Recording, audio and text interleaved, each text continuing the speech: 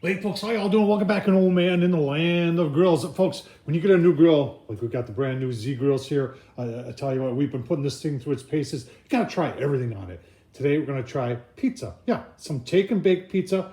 We're gonna do on the pellet grill. Let's go take a look. Let's get her fired up.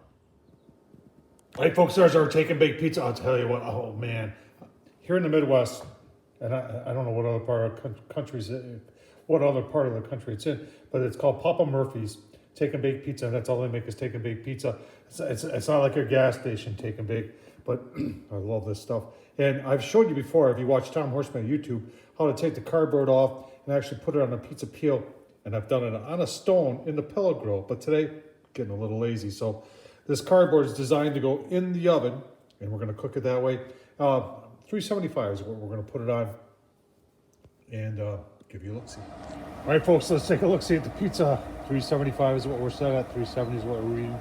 PID on this thing does an awesome job. Just put it on here. Oh, yeah, baby. And that pizza tonight, oak-fired pizza. Oh, man, that's going to do good. Love that PID on the Z grills. Oh, man, I'm getting hungry. Pizza looking mighty nice.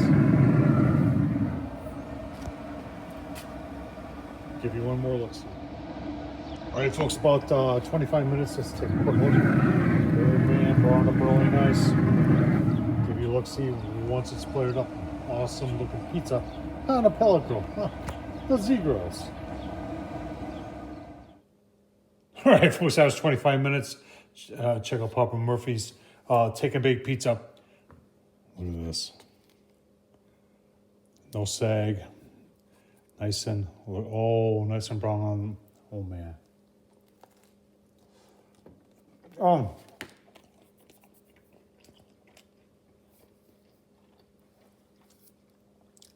On the pellet grill.